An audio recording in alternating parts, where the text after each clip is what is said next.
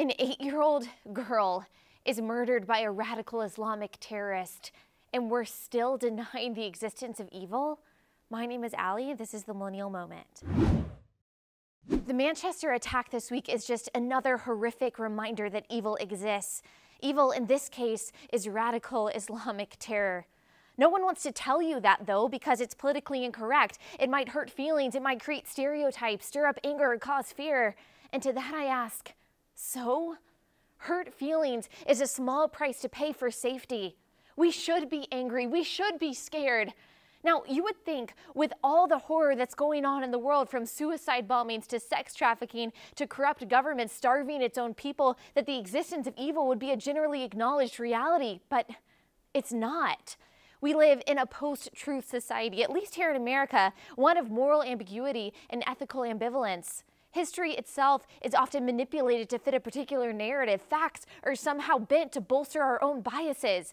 The idea of an objective right versus wrong is now written off as archaic and, ironically, incorrect.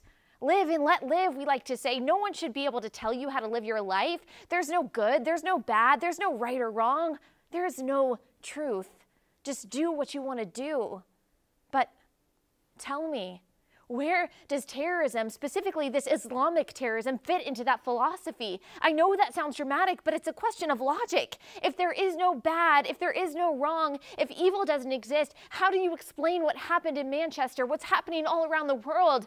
You can't deny that terrorism is evil.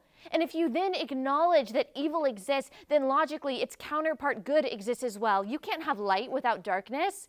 And if good and evil exist, then that means that there are right things to do and wrong things to do. And if right and wrong exist, then there are things that are true and things that aren't. And if truth and falsehood exist, then that changes everything, because the pursuit of truth should determine our actions, not how we feel or what we want to believe.